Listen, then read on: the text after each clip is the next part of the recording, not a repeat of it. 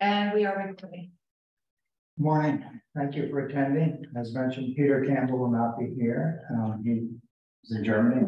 He told me he'd be France, maybe both. Alyssa, thank you for tuning in, and hope all is going okay with you. Let's see. Well, Jen and Hadley will not be here, and the rest of us are. So let's see. First item on the agenda today, approval of the minutes. Mr. Chairman, I just have one, Russ Park Commissioner, one adjustment. I have recused myself from the telehealth vote, so I just wanted to make sure that was in the record. That's the first paragraph. First paragraph, page 10.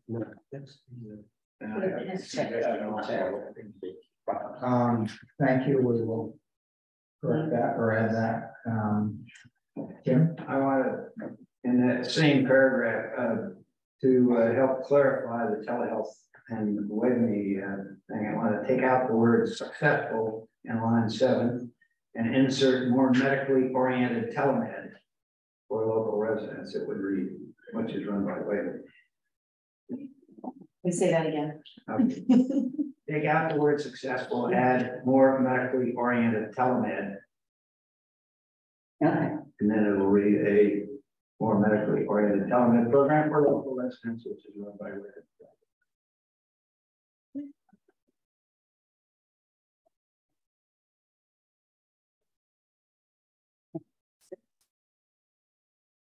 Thank you. Any other questions, corrections? No. I have a motion to approve the minutes. Approved. Next. Reports. Health Department, Jen Austin. And I'm Director of Health. So all the COVID stuff is wind down in June. We only did 27 vaccinations, which includes 3 homebound. Testing, we only did 2 rapid tests and 1 positive. The cases have been really low, either 0 or single digit. This week we have 2 so far, so which is normal for the summertime. Moving along to environmental updates, we just completed all the salon inspections and relicensing. We are now at 39 salons from 40. We had 1 close. The septic pump trucks, and I'm not doing my share of those sometimes. and garbage trucks were also inspected, and their relicensing has been completed. Total of 39 trucks were inspected and relicensed. We had 3 new elevated blood lead level cases for children under age 6 due to the new lower standards of the 3.5 micrograms per deciliter. We did have 1 non-EBLL environmental case. That abatement's been completed, and I did the final inspection, and that's all been closed out.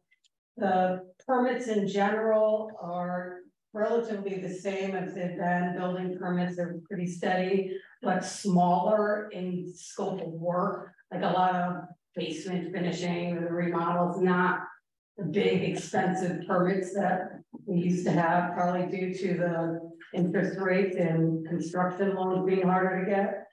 The ticks, we continue to get a high volume of ticks being submitted. And we did have the tick talk at Lapham. There was 17 people that came. He said a lot of people tend to sign up and then don't show up. But it went well, so we scheduled another one for August 10th, but this time at the library at 6 o'clock at night. The library has a bigger base, even though it's summer, to try to get more people to come out. And again, I'll be with Dr. Roskowski, Shannon, and Ellen doing that. So we're also looking into a diabetes screening and seminar at Lapham in the fall with our nurses during blood glucose screenings. Yeah. Has that been done elsewhere? It's done in other health departments, yeah, like Wilton does. It's easy to do with the A1C test. Your heart is fast. Yeah. So, But, that grant updates, the last quarter financial and programmatic reports were submitted to the state. $2,827 payment is still pending from the state.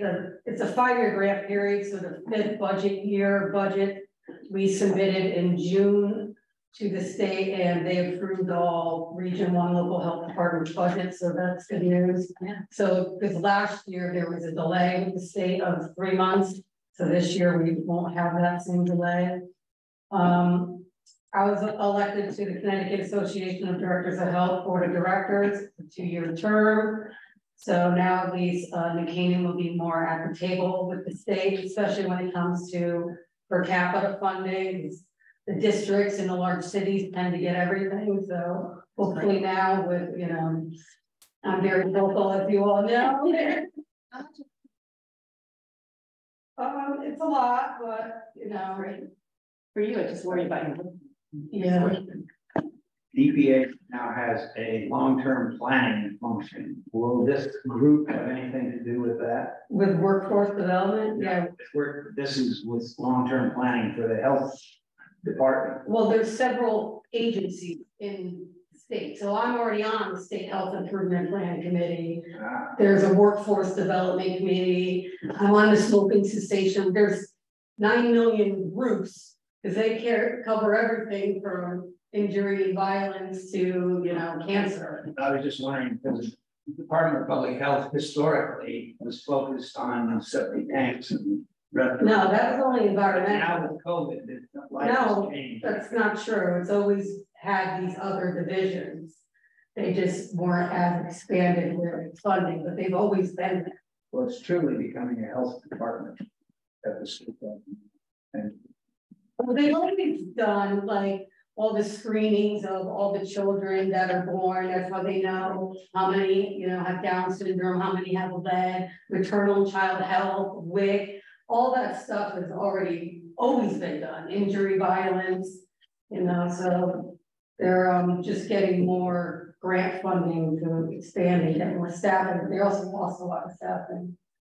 I also attended the 2-day crisis and emergency risk communication training at Sacred Heart. I was the only one from New Canaan that was able to attend. The rest was out of town. That was with Dr. Carvello. He is phenomenal. He's done everything from 9/11 to, you know, nuclear power plants, you know, to everything. And it was great for that 2-day training of, you know, learning the less is more, you know, 27-word, 9 seconds thing, which I wish we knew ahead of time because I wouldn't have had to do all these long COVID, you know, reports all the time. But it was phenomenal. So, the matter of balance, we wrapped up 2 8-week sessions, and we're working with Aggie to see where it's going to fit into the fall schedule to offer that again to the seniors because that was very well received. And it was great to have seniors all the way up to 96 participating. right. So, and that's about, I have all the charts in the back, as you see, with the suicidal ideation still in the teenage group, still seems to be the biggest group. So, and on that, me, Shannon, and Ellen are working with September, launching QPR trainings that were part of the public act mandate for local health. So we'll see how that goes. Jen, thank you. How high were the lead levels of those 3 positives? Do you know, less than 10 or? They were less than 10. They were all less than 10. The other thing at the TikTok, so I went to it and, you know, we were told there were going to be 70 people. So I did get Dr. Wiskowski to come and it was there. So I counted 7 at the start. And so I said to Aggie, I said, 70 people, no, you got the wrong information, only 7 signed up for it. There were 12 and reported 17 and people walked in and out. But those people that were there, and it was a good presentation, I think the library was successful in what have you. Whatever number was there were very appreciative of the talk. They all either had their individual experience with Lyme disease or in the family and some complicated scenarios. So it was Well, the library. They were very appreciative. The library gives us a bigger base. Obviously, Aggie stuff only goes out to seniors, even though it's supposed to be open for everybody doesn't get it.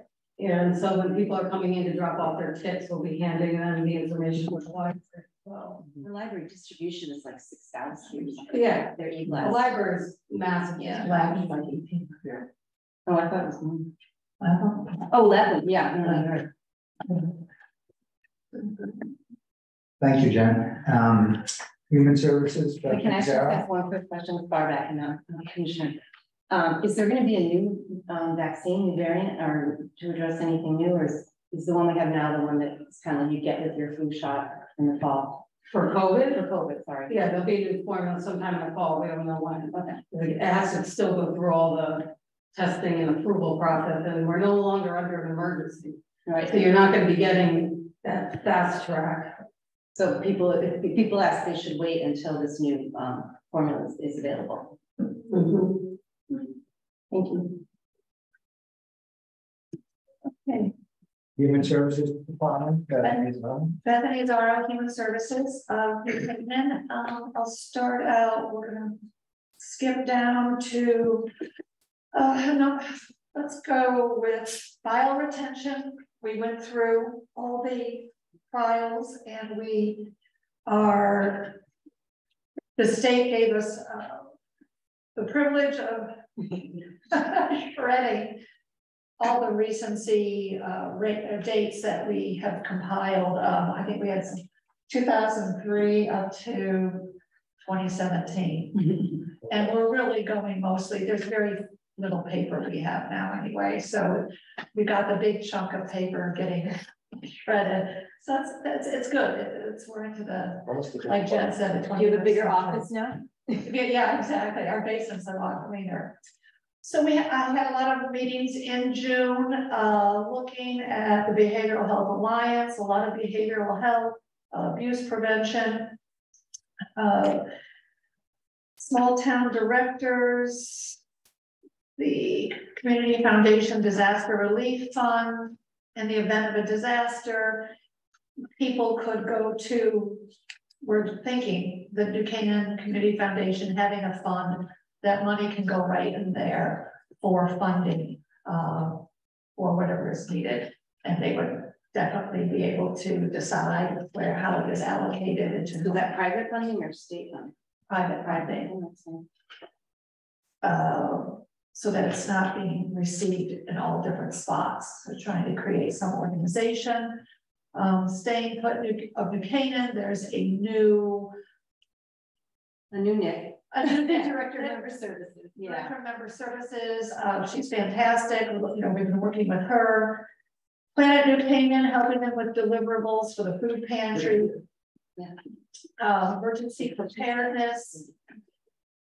Working on the Family Assistance Center, had a great meeting with Voices of Resilience yesterday. Mary Fetchett with CERT and with Russ Kimes, the OEM director, and things are really moving along in the event that there was a mass casualty, that we would have a place where there would be families could come in and see and locate their loved ones. New Canaan Parent Support Group, the vigil planning for the August vigil is underway. It's just an unbelievable group of people that are organizing this once again. And Lapham Center fall classes. Marcy and I will be running the a bereavement grief group, and it'll be every other Thursday. So in terms of loss, and so we're working on that. Set that up with Aggie. Had a lot of referrals this month between Marcy, myself, and Jackie.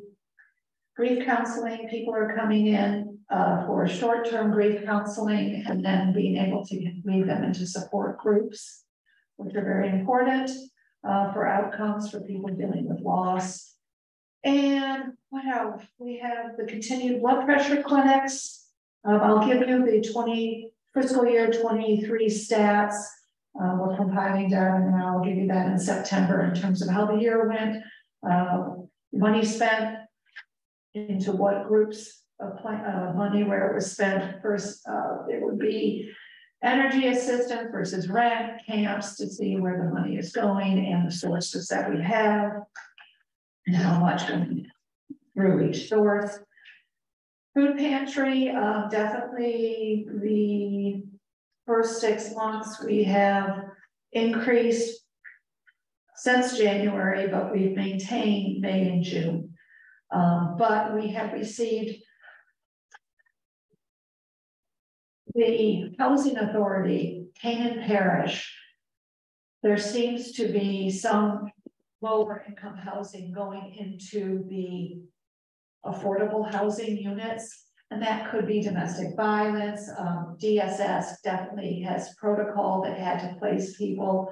Housing is a shortage, so some of the affordable housing has been occupied by low income housing qualified residents. That has created more clients coming to human services, and they qualify. Family of 7, things like that, they're coming in. So we're probably seeing an uptick, definitely, in resources being utilized through Canaan Human Services.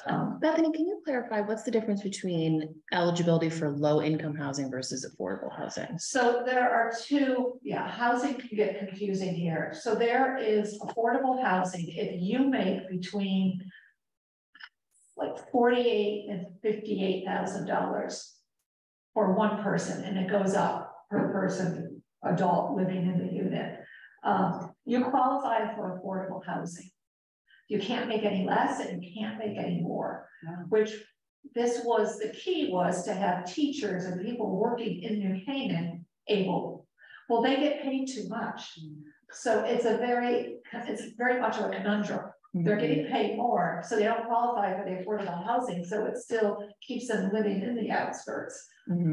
So that's a real catchment area in that block. So if you don't make that, if you make under a certain amount, you qualify for low income housing. The affordable housing, I think for 1 bedroom is $1,400 to $1,500 a month, whatever the median income, median rent is for this area. It's $1,400, $1,500. The low income, you qualify.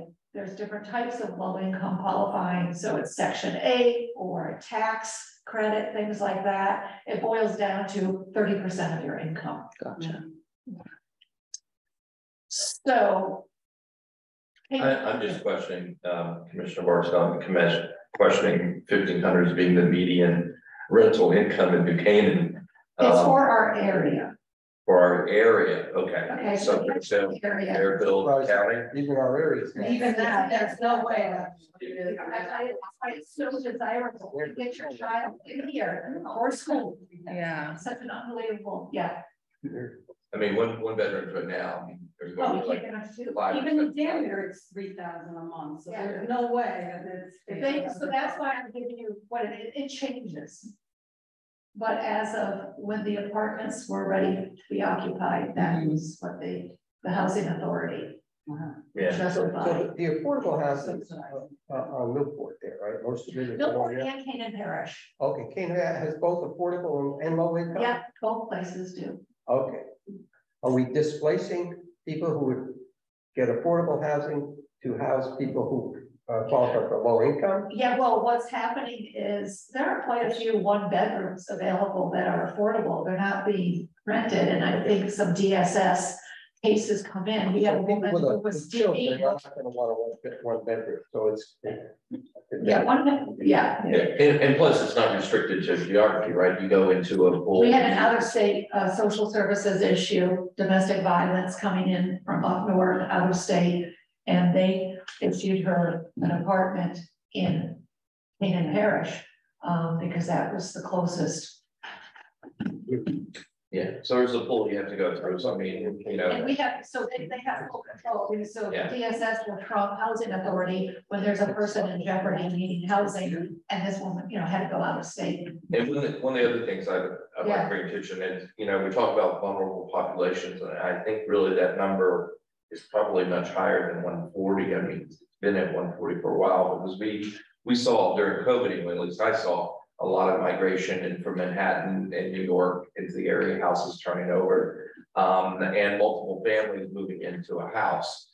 So we're starting to see that because they're bringing their grandmother with them, they're bringing their elderly mother with them. That 140 is interesting because people do pass or move away, other ones come in. And so it's sort of, it's moving, it's fluid, but it tends to stay between 140 and 150.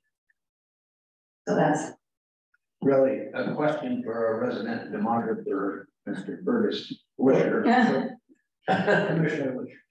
I was looking at your deck that you presented to the Board of Selectmen for budgets, and I had some population data, and it struck me that if my math was correct, that 16% now of the population is 65 plus. I'm kind of remembering that number was over 20, like 23% in 2000. No, you probably think of the proportion of property taxes paid by seniors was in the low 20. Yeah, we're at about 16.5% right now. Percentage of people 65 and older has been in the mid-teens. it was like 13 to 14. Well, Greg Riley just did a whole thing for this, for a grant for LAPM for COVID, and the 60 plus age group is 22% of the population and 17% of our total COVID cases. And of that, the COVID death, of the 60 and over, that was 52 of them had died. That was 96% of the deaths in the last year. Well, my real question was the pickup. So it's 22% of the population. You're talking about housing, as to whether the senior population is in fact is going down in terms of the total of the town. I don't think so. No. Yeah, because I got the idea there are a lot of people coming up, the people from New York, not only were people with families, but also seniors. I know several people from Darien that moved over here when they retired. Yeah, several people making. We're still a great place to be a senior. Kind of staying the same. Should I say, there's people migrating out of this area As well. in their 60s. Yeah. But we got people the baby boomers all graduating, hitting 65, Yeah. and in large numbers. And you have parents at present moving in. There's a lot of that. There's a lot. There's a lot of the in-laws and parents coming into accessory dwelling units. Yeah. And Probably staying the same. I would say it's slowly growing. The aging population. And then a lot downside when they sold their houses during COVID and went to Arnold's new development, The View. In the conversation I had with them, most of that population over there now is older, where there was concern about overrunning the school system. That's not what happened at all. The seniors didn't want to take care of their 4 or 6 acres of property. It went to the amenities, yeah. People moving from Darien, it wasn't just a football team here. Yeah. The availability of I thought it was a cross, but how that's done. Well, can I just ask, in the context of affordable housing, if you have units are available, do we need more affordable? I know we do legally, but I'm just wondering, like, for our population. We need more low income housing. Bigger, low income, Or the affordable housing with 3 bedrooms. bigger, yeah. See, I would say workforce housing. Yeah. Is what I That's would Yeah. handle it. I mean, when you have, It's so specific. when you have nurses, and police officers, their commute used to be 45 minutes to New Canaan. Now it's an hour and a half Yeah. because of the construction. Yeah. 2 hours to get home every day. So, you know. In Milford, you sit on the merit, you can't move. Yeah. None of us can afford to live anywhere near here, so we all have to. 95 and better. No. No, Wow. but so I'm just using the example for our nurses, that their commute time has doubled. We've had to adjust workforce scheduling in order to take care of some of that, but I know police officers in town, their commute, used to be, 45 minutes to an hour now. And so we're working with a group outside to look at traditional workforce housing, and we've been meeting with some representatives in the area to see if we can't go to the state and put something together. So I'll report back if you have anything to report, but that's a huge problem right now. Yeah, Sounds good. I wonder if it would make sense to have Mr. Hobbs come and talk about what's the long-term plan to clarify low-income housing versus otherwise. I think I would, Commissioner Larson, I think with the influence that we have around the state, we could get some from the state to come down and talk about what they're doing. Yeah. Interesting idea. Yeah. We'll look into that. okay. So yeah, the housing is ongoing. You can see our cases, domestic violence, Jackie had 2 cases this past week, so we, end of June, so we had 4.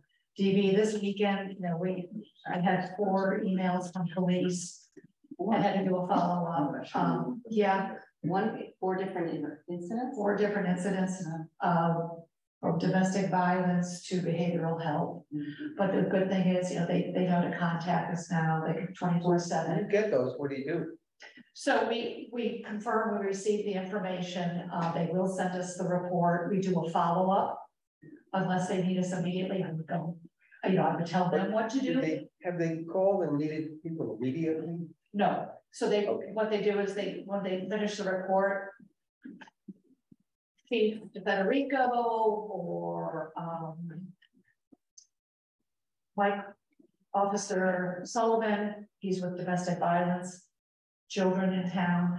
Anyway, they tell the police, the officer that's writing up the report, to contact human services. A lot of them now automatically include my email with the police, things like that. So we are in connection. We do a follow-up.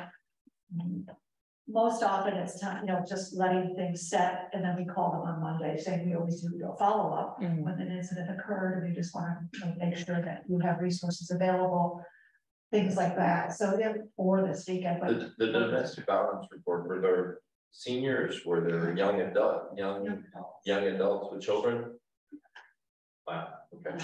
Who does that on your staff? Who goes, contacts the I do. family? Okay. Oh, and it depends on the situation. Sometimes Jackie will already know the family, or Marcy will already know the situation. If it's a new situation, I will call to hear about it, to see. So, and then I pass it over. And That thing is put back to the affordable housing. So we don't have a lot of applicants for affordable housing because of that strict 48 to 58,000 deal. So that's why we're having more low income, and with the more low income families are becoming an increase in associated problems. yeah, and has to do with the housing authority deals with bringing in, they have to get approval. The Canaan Parish just can't turn it into a low income, but if something happens, DSS will come in and say, we need an apartment. Do you have available, even if it's affordable housing, we will switch into a low income voucher for this person at this time. That's not to say, you know, it can be turned to an affordable housing, but there is some jurisdiction with DSS if someone's in trouble and they need to be put somewhere. They are now, there's a shortage of low income. Yeah. And it sounds like another part of the problem is it's a lot of 1 bedrooms. It's a lot of 1 bedrooms. That a family can't be. And I don't want to get into a discussion of affordable housing and new construction, except to say that the proposed Weed and Elm building has 1,000 square foot apartments. And that's not going to help the families. It's not doing, but it's not going to help the working person in New Canaan. Yeah. They're going to be making too much money. It's just, it's too bad. Right. It's not Right. fixing helping an issue. Right. It's just creating another one. Yeah. So then you're going to have empty apartment buildings, empty apartment units, and Do we have apartments that aren't, the 1 bedrooms aren't, there's no demand for them? Are all the units in Millport and Canaan Parish full, or do we have empty apartments, you know? in terms of the low income are booked, there's a wait list that's closed. Okay. You can't apply Mhm. at this point, but the affordable housing, it's the 1 bedrooms that they one person coming in, it's usually a senior. And Let's so be the honest. eligibility for that is so narrow that we already. So let's say, so a senior making 48 to 58,000, that's high The narrow. for a range. senior on a limited, on a fixed income.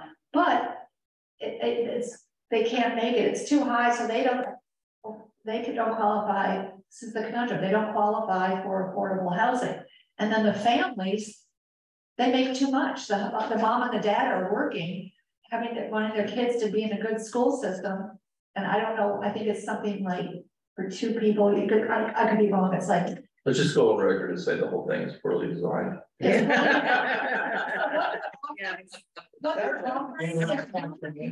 Getting to the people that Need it, yeah. And it's not in our wheelhouse, human services that's housing authority. Yeah, And It's not even housing authority, state statute that needs to be. yeah. well, that's state, yeah, It's too narrow. it's housing and urban development. It's HUD. Yeah. And so the housing authority at our level, I mean, they're following, Should get one of the representatives. Yeah, that actually, interesting. they're following, our housing authority department or is following. Not. The key data point, the key data point that makes it such a tight band, it's based on the state median household income. State, which is a much lower figure. I'm on the board of Canaan Parish, so I. Okay, thank you. Hard to get it in. Poorly designed. Yeah, Yeah, yeah, so that's what we're working with or against, I don't know. yeah. Someone like Brian Fazio or someone like that having come and talk about these issues, I think would be a good idea. Get a Democrat too, so we have. Lucy Goodman. Lucy would come. Because the Republicans can't do anything. They can make noise. They can't, they have no power on it. I mean. For the record, that was Tom Burke. Yeah. They have knowledge. They do have knowledge. And that's what But they're not allowed to make something happen. You gotta have a majority. But better or worse. But I think this is a bipartisan issue though. Absolutely. yeah. You go there. It is down here, yeah. Would you have anything else to add from being on the housing authority board that? No. Yeah, okay. The firsthand perspective. Yeah. So it does create an issue, an ongoing issue. And let me see, caseworker reports, everything is moving along with the same referrals, issues, things like that. And then the New Canaan Urgent Assessment Program, you can see that we had 100, closing up the year, end of June, we had a total of 119 cases for the fiscal year program. 10 in June, everything really stayed the same in terms of the percentages, switching 1 or 2% here and there. And the good news is Weston has signed on financially, that they are not disclosing that. They're not disclosing that at this time, so I don't know. And we had a New Canaan Behavioral Health Alliance meeting with Silver Hill, and that was well received, going on, looking over the urgent assessment program, moving forward, what to do with the possible website that the police have set up. Let's Talk About It website. And we're still in communication and discussions for making that a New Canaan Behavioral Health Alliance landing page for resources. Behavioral health and community. If we're running 10 a month, that urgent assessment on 120 over a year, is that enough to keep the program operating? Do we need more volume to? No, well, that's why Weston has come in, and Weston overall, we are New Canaan averaging out everything. New Canaan should be could receive 4 patients a week, Weston will receive 1. Obviously, they'll We're not average out. really at that level right now, it would be 20 a month. Well, I mean, the fee, if I remember correctly, was $1,500, $1,500, 13 to 1,500. right? So I mean, if you look at, I mean, do the math to see what that would be running at 100 and, you know, 20 cases, if you're doing 10 a month, you know, that doesn't get you to the quarter bill, if that's what you're asking. They're I doing- just wanted the management at Silver Hill, they've got to have enough volume and enough revenue coming in from payers to just, and donors. And the other funding source, I think, and maybe I'm wrong, Bethany, correct me, Duquesne Community Foundation. Right, they go with the behavioral health. Yeah, so I think when you have the funding courses of the 250 goal, I think they've committed to And Silver working. Hill is Yeah. committed as well. So yes, is it, you know, I don't know how you can put a number on, like, you know, what, No. that's the thing. So it is really a service, a public health service that the community foundation found there was a disparity in town of a timely assessment. And so we are providing that. And is it at a cost? Yeah, it costs something to do that for a world-renowned behavioral health facility. We have to buy into it in order to receive it. So. But is the community foundation money gonna help with ongoing treatment? Because the assessment's great and all, but the cost is really the ongoing treatment. Right. I know because I'm paying $450 a week to go. It's not covered by insurance. Right. Yeah. So that's where the cost is to everything. It's the Right. actual treatment. Yeah. And So- And the Where they'll- 1,500 is where they'll just fund help the with that? assessment process, right? So Yeah. the ongoing Maybe you'll costs. also know. Yeah, so that now the community foundation fund, Jen, like I said, that is for them to decide. But we, Cause that would be where it's really needed, especially if a family has multiple children, even if you're wealthy, you're talking a lot of money every month. And to your point that you can't put a price on things, but unfortunately there is, but it costs. when you go to get. Yeah, so we'll see, and it's finding the resources that people can afford, and that's the difficult part.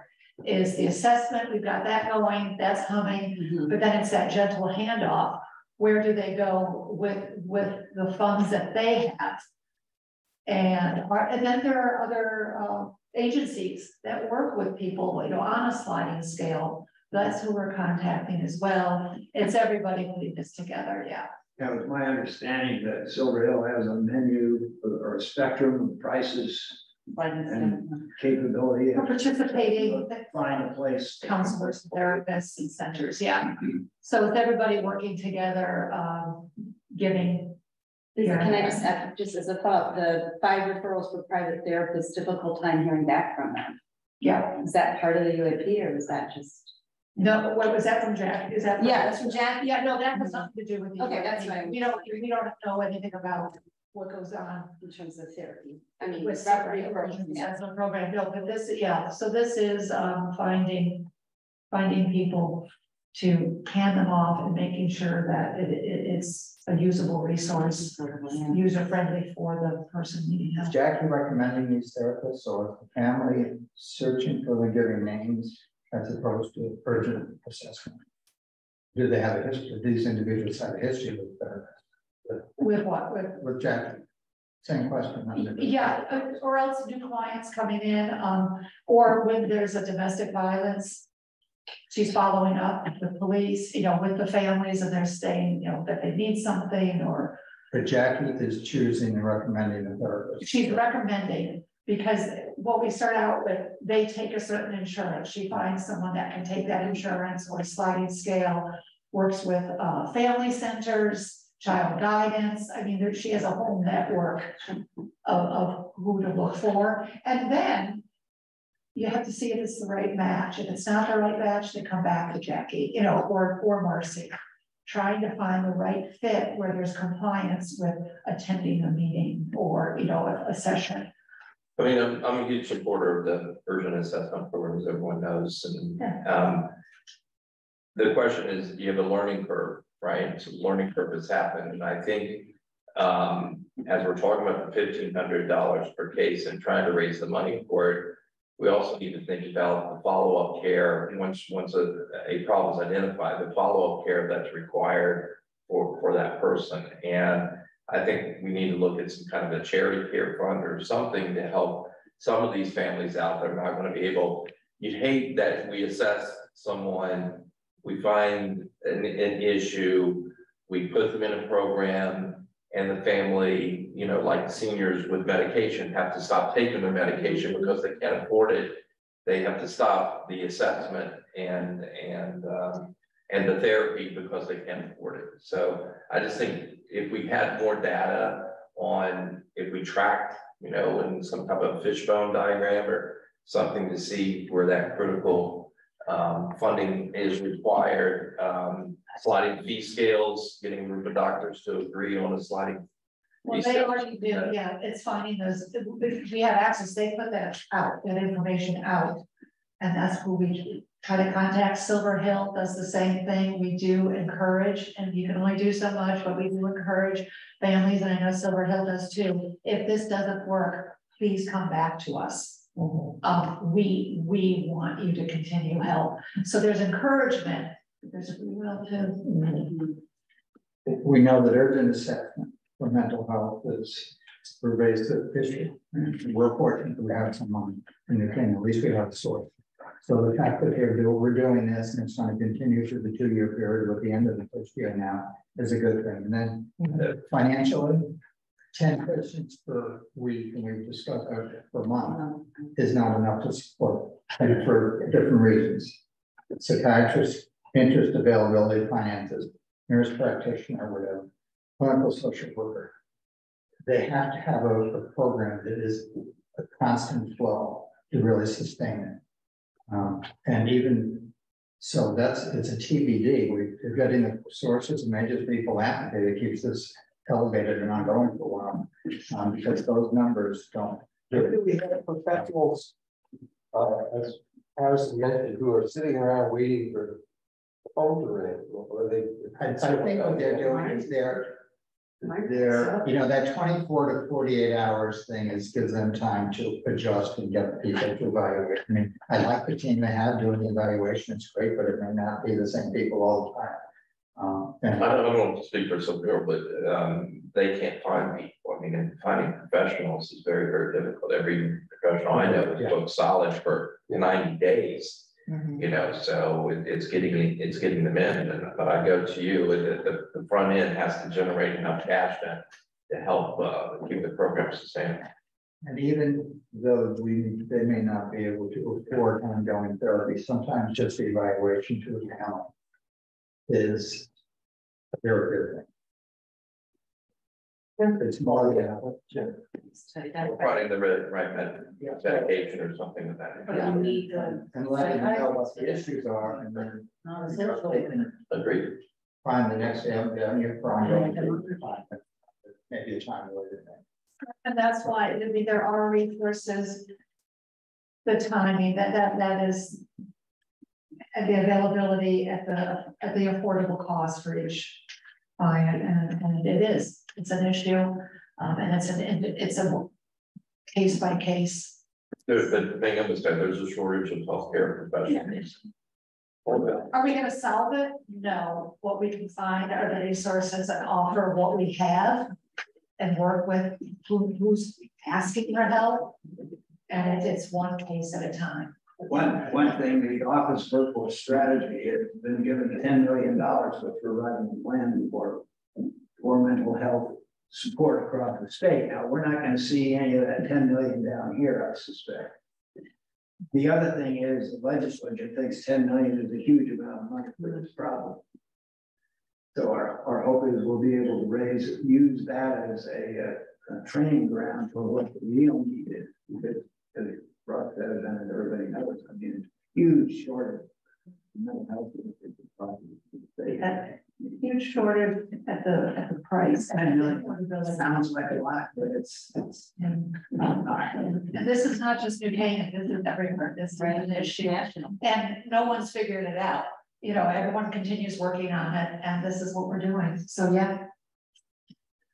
One thing that's noteworthy too, when you look at these numbers, the children 25%, adolescents 29% of what they're getting, because that age grouping, that demographic was very difficult to find therapists for. Yeah. And this is historic for them too, the fact that they've got 70 whatever child psychiatrists, adolescent psychiatrists lined up, and I don't know how far the outreach is.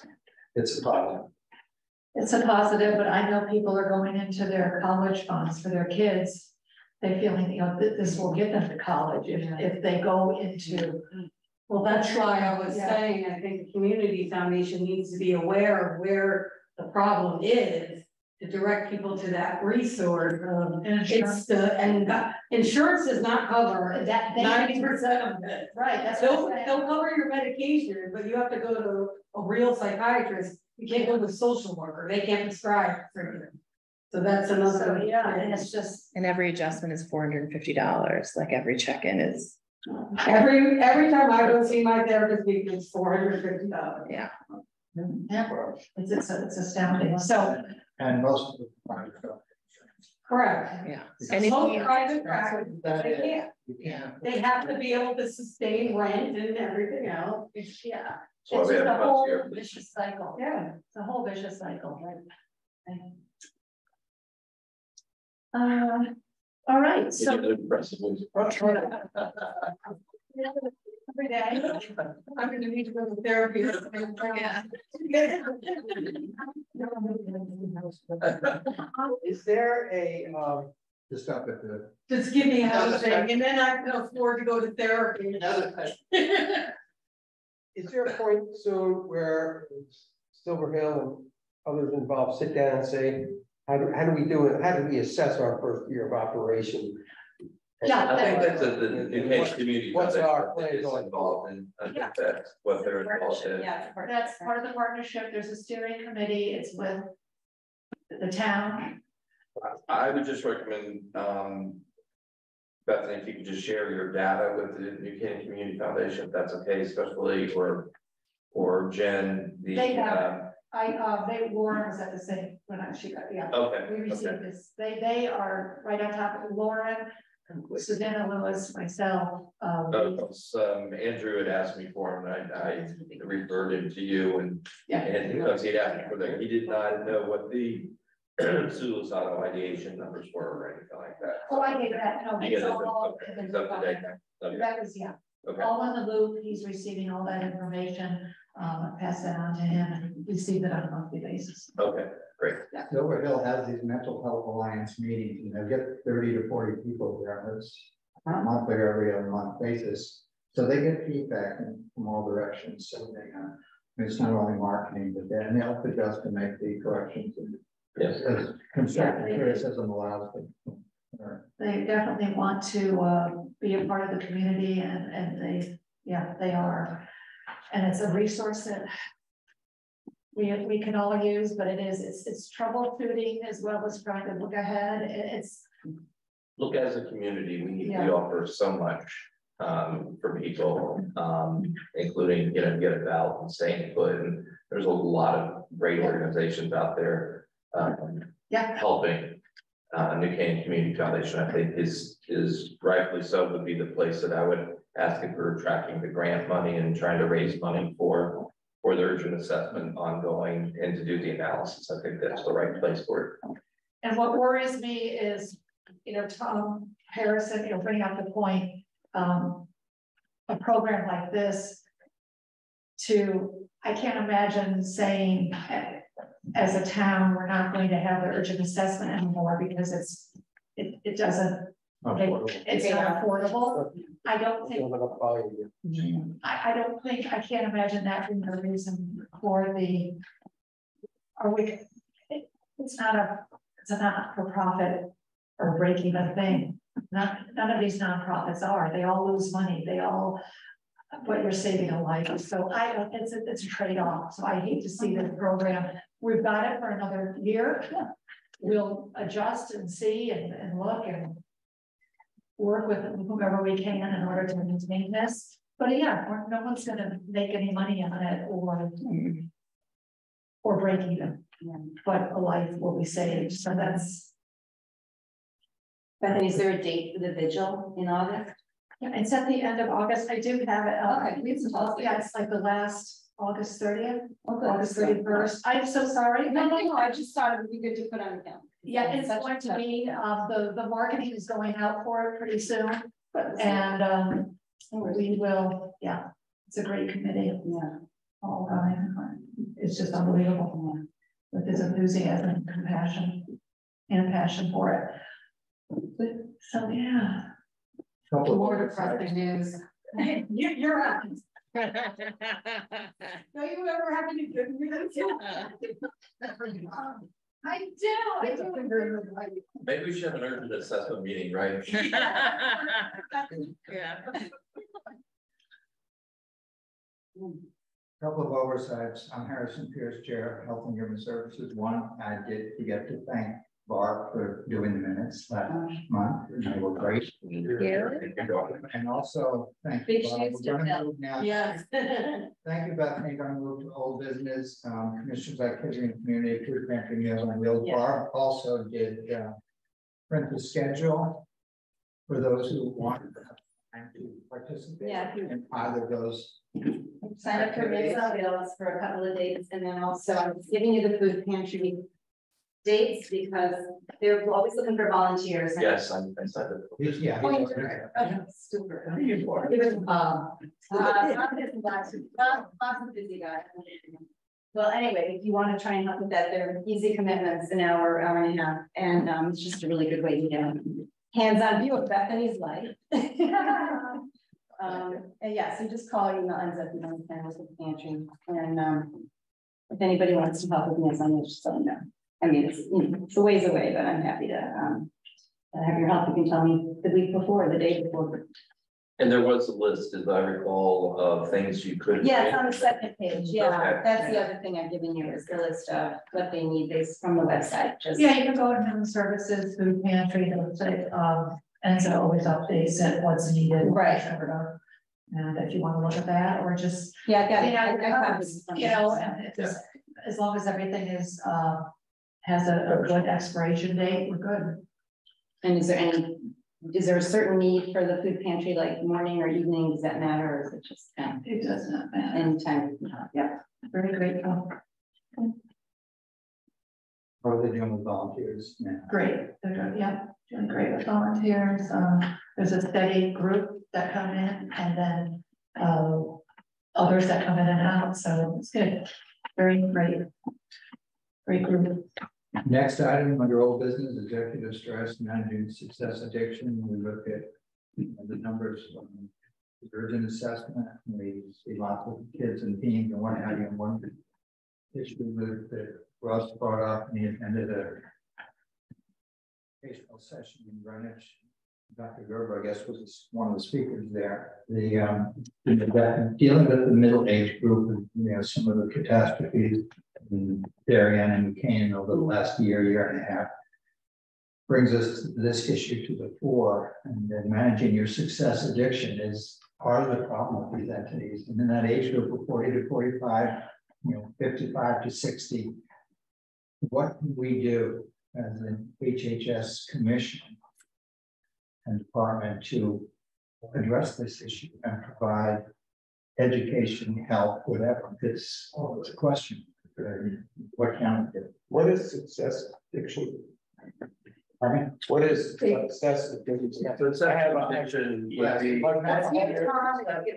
It's like workaholism, it sounds like. Well, it's you're on a fast track.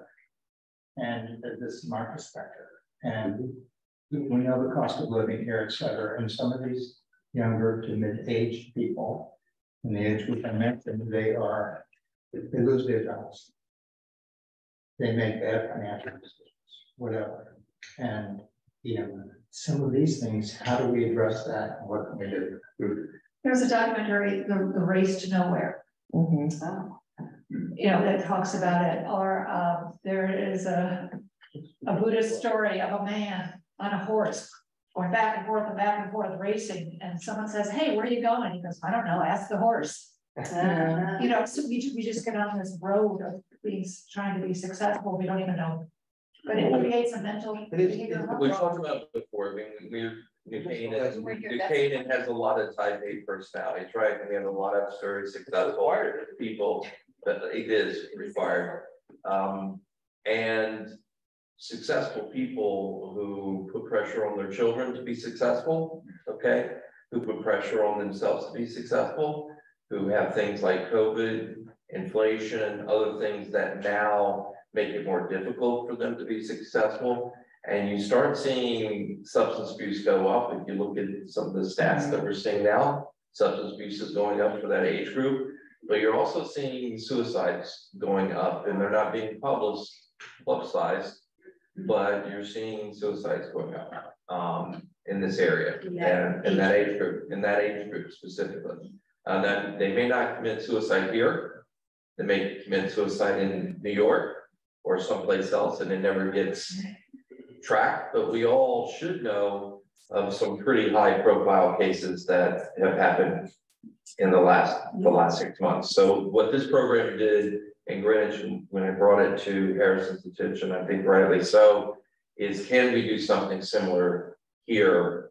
I did talk to Andrew, I talked to Peter, finding a sponsor.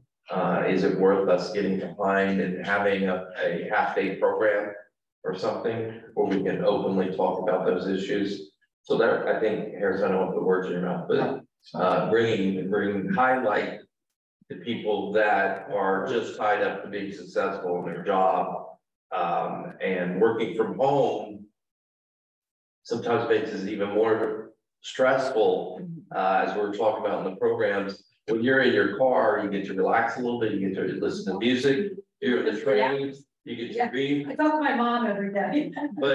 But if you are working from home, There's no break there. if you work from home, there is no downtime, No break, right? yeah. There is no break. You're going to work early, you're staying, you're working late because it's a constant flow. It's pressures like that that I think are starting to become a problem. And so I for one would be happy to be part of that committee that looks for a sponsor, and works with Peter Campbell, and works with Andrew Gerber and others to put a half-day program together and see if it has any traction or not. Yeah, so I'm just looking for suggestions about what we do and how we do it. Yeah. Here's a thought.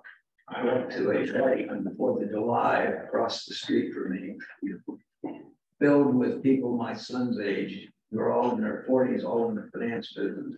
Alcohol is the big problem. That you talk about substance abuse, everybody thinks drugs. But I'm thinking alcohol is something that I happen to be at a couple of other functions. Self-medicating. With the resident whole person. But nevertheless, I'm thinking the amount of alcohol consumed at these functions, and kids are watching all this take place. I'm thinking it was. So DUIs, I think, have gone up a little bit. We've had some high-profile DUI cases in this town. Yeah. But we're talking about self-medicating. We're talking about people that are both already on depression, anti-anxiety medications, and are also who also have increased alcohol and substance abuse like this. So again, each age cohort is different. I think we're focusing on the younger kids and younger adults. I think domestic violence, I think, sometimes comes out of that as well. So you know, I personally would be willing to support. It's a great idea. My concern would be how you position it, because it's sort of like when we used to do programs on Alzheimer's. It's like no one came because they didn't want to really read it. They want to admit that they forgot. No, they didn't want to kind of address the fact that that might be them. So I think it would, if you can, the way you market it, you know, maybe, I don't know. Yeah. Well, I mean, there are 300, I mean, I don't know if you had seen this far. Yeah, you brought that last time. There's like 300 people that showed up. Right. Showed up It was all those, yeah, all those great mental health, you know, professionals. And yeah, I mean, that would, I guess that's really what I'm saying, is you get a really key person that would be a draw, and maybe try and market it not so much as like, this might be you, as like, just come in here and learn. And I'm not sure exactly how you do it. That's just, I think it's a really good idea. And we talk with kids about social media, but with, you know, like my husband is this demographic in finance in his mid-40s, and this phone is just, it's just constant. I mean, the 4th of July, the phone was ringing all day long. Well, And it's- there's no boundaries. There's no boundaries. I mean, he was getting phone calls from people on vacation in Lake Yeah. Como who on the 4th of July, all day long. So we get phone calls at 11 o'clock at night. We get phone calls at 6 o'clock in the morning. People, if you don't respond to an email within Yeah. 15 minutes, Oh, people yeah, are I know. calling you. Yeah, I'm sure. So there's just Have you no, seen my board? yeah, I mean, there's no break ever. Russ is working on a competition. Yeah. Writing a document for me. It was not, I mean, that's why I had to stop being a lawyer, because when your clients are paying you X an hour, Yeah. they think they can call you 24/7. It doesn't matter if it's Christmas Day and you. Maybe it's a broader issue then, maybe it's bigger about time management or, you know, or. Well, I think intrusion. For I that don't know. demographic, it just Yeah. makes everything worse. Right, right. And the alcohol is self-medicating, and it's more than alcohol because, you know, we are But invited that's to these the parties. success too. addiction, Yeah, right? yeah. Right. You're successful and you're addicted to it and you feel like you're letting somebody down if you don't answer the phone or Yeah. you're not being responsible. Absolutely. My therapist keeps telling me, no, 6 o'clock, you gotta set boundaries. I'm like, have you met my resident? Yeah, They're used to me responding like immediately. So it's almost like time management, Spoiled. managing kind of, sorry. we spoiled them. Yeah. Now you can't put that back in the file. But no, I think Russ, that would be great if we can get that, because it's an overarching, Yeah. especially in New Canaan, because you do have a lot of, you know, type A personalities and inflation affects everyone. It's all part of the craziness out there. So that has to be addressed. And the way to do it is somewhat the question mark. So, roughly, so you had 300 people attending that meeting down in Greenwich. Was there any follow-up or was this just an informative? No, I think the follow-up was, they talked about the Stewart House program in Silver Hill that they have specifically for this demographic, and that was the follow-up. You know, it was basically saying there are resources out there for you if you want to, you know, for a highly professional person that wants to talk to someone about these particular issues that they confidentially, that they would do that. So that was kind of their way of doing it. I think the first thing is finding time, right, for people. So yeah, I think it's worth having a small subgroup sit together and brainstorm. I know Peter is very much interested in it. And brainstorm with some ideas and putting together, finding the right sponsor, I think is also important. Keynote speaker is important, but everyone's very busy, you know, especially this group. Yes. This group. And guess what? Everybody was doing what Tom was doing during the meeting. You know, everybody was sitting there like this, like, you know, you put your phone down for just 5 minutes and we could talk and chat. I put mine in my car. This seems very broad. It's almost too big a topic, Yeah. because I'm confused. I mean, you have people that are successful and they keep being successful, and maybe they're never home to their family, and there's pain on that end of their lives, but they're so successful, they don't care. And there are people who are successful and suddenly get fired or something else happens and they fall off the rails. That's a crisis. Exactly. The families suffer in either of those situations, but it's such a big topic. I'm a little. How is it marketed to you? It went out, as I understood it, to all the CEOs in the geographical region. So if you were a president, CEO, or a senior vice president of some large corporation, that you got this notification. It was also to how to help your team, right? So you take this back and, you know, the people that you manage, you've got to look for signs in the people that you manage. A lot of these organizations, they want people who are success addicted. That's their whole mode of operation. Well, maybe one way to look at it. Well, and then Finding you look at balance. you're burning out people as Yeah. well. And so, Finding balance. you know, for me, I took away skill sets that I can, for my directory boards and for my management team, about 55 people, that I can start saying, okay, is this a red flag for you? Is this something that you're doing that you should start thinking about, and how to manage, you know, yourself and your emotions and things of that nature. So that's how I kind of coach the coach, even though I fit into this category, success addiction, that I wanted to go back and try to take my management team, and so they don't get burned out, Tom, because you're hearing a lot of people getting burnt out in these days, this day and age. That's a really successful model from a corporate standpoint for a leader, right, of a corporation. And then what you're talking about is a person trying to be a part of their family and kind of separate the two, right? I mean, just. Well, I mean, my husband is like, you know, the worker that you would be talking to, like, how do you create balance so that you're not burnt out at 45? So that's an age-old problem. Yeah. But I think it's a problem that's gotten worse because of the constant accessibility. I remember having a beeper, right? I mean, that was, you just ignored the beeper and so, oh, I didn't get reception in that area, right? Now it's smartphone. Or you used to be able to go on vacation and be on vacation. Now it's forget it anymore. So that seems like to me the more local issue, the more issue related to New Canaan. I wonder, you know, the organization, the Young Presidents Organization, YPO, that would be a good one to partner with, maybe, because that would be the demographic. Right. What is that? YPO, it's Young Presidents Organization. It's for, I think you have to have been CEO of a company before the age of 40. Right. To belong. Yeah, I think you're right. I think we just have to figure out what's the best target audience for us in our town to try and make it as. You know what, I think it's fine. This is a broad topic, and we know what the problem is defining it and how to address it. So and I'm not opposed to a committee or subcommittee. I think we may go in that direction. Okay. Let's do this. Each think about it, your ideas, email me, and we'll go from there. Excellent. Excellent. And, because we do want to do what we can do.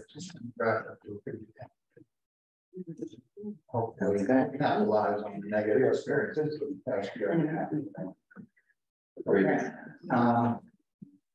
New business and the opioid settlement. So read the newspaper for misinformation, appropriate promotion of drugs. So Janssen Pharmaceutical, which is a company, or it's a company under the Johnson & Johnson, they were sued for $5 billion. And of the $5 billion that's allotted throughout the country, Connecticut got 43 million and New Canaan got 39,000. So that's, she said some of that has been already allotted. Right, so in November, the town received 20,000 of that. And then over the course of 10 years, the remaining 19,000 will be distributed. So we have this starter money. I talked to the human service directors in our area, and they're all going in different directions in terms of who is going to decide how this money is spent.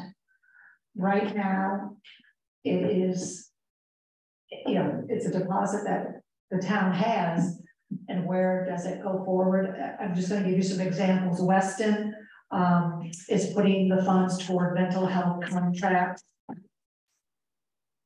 our prevention council and emergency responder Narcan purchases. So they decided what to do. Easton. One thing, excuse me, that when I read it, this money has to be somewhat related to the. So there's a 14-page allowable remediation, how the money can be spent. I sent it to you. If you click on the link, it's 14 pages. And so the bottom line, number of these towns, nothing's been done yet. In the interest of time, what's your recommendation? My recommendation is to go in front of First Selectman's office and be involved in who is going to be able, is there a committee, what's happening with this money? and maybe be the forefront of getting this allocated to appropriate purposes in town based on the remediation guidelines. Where's Your budget? no, it's in finance, it's not anywhere, it's not in any department. I think we have the finger on the pulse more than any other group. I agree, but it's, We yeah, should be in the decision-making position with where this money. that's my feeling. That's that motion. The same time, it's not our decision. Well, I think decide to build on the chairman, I mean, I make a motion that the chairman write the letter to the selectmen indicating that those funds should be allocated to our commission and that we prioritize where those funds are made. I make a motion for that. Sounds good to me. Yeah. I agree. Most of the towns haven't done anything yet. It is, we're not behind or this or that. Some are using the funds to offset insurance costs for town employees. I think, Yeah. instead of going like line by line, Yeah. let's at least. Come up with ideas. Let's have I also would like to make a suggestion in this letter. Sure. One of which is we can support the video.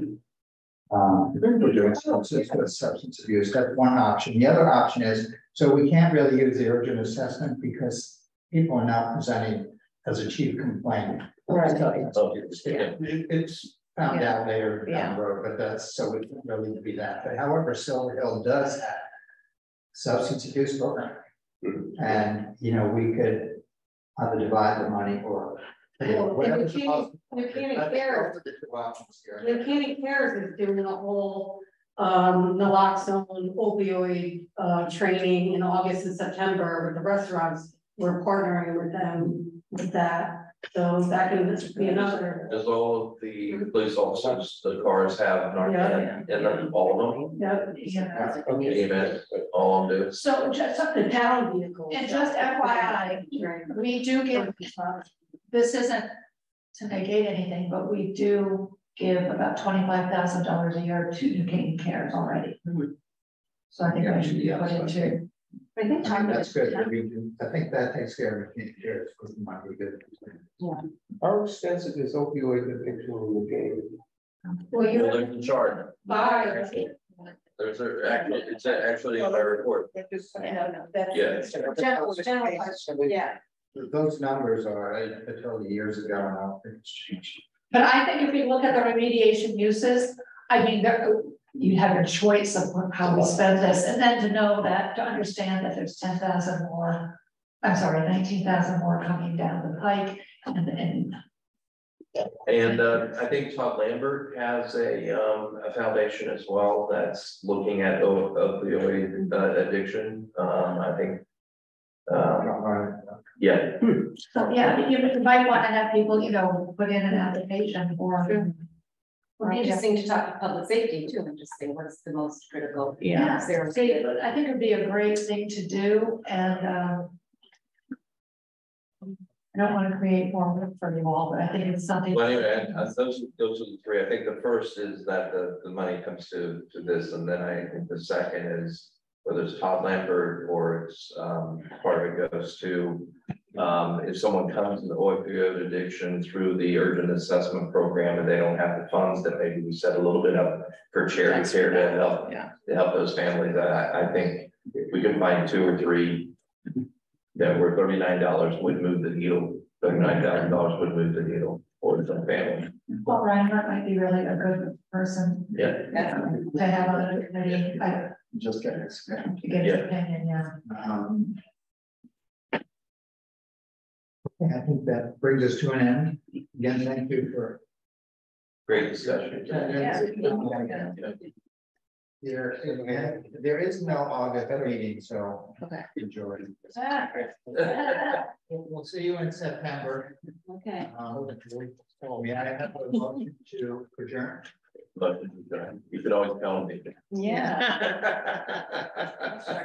All right, I'm gonna stop recording the meeting. Hi, Alyssa. Thank you. Thank you, Lynn. Yeah. Thank you.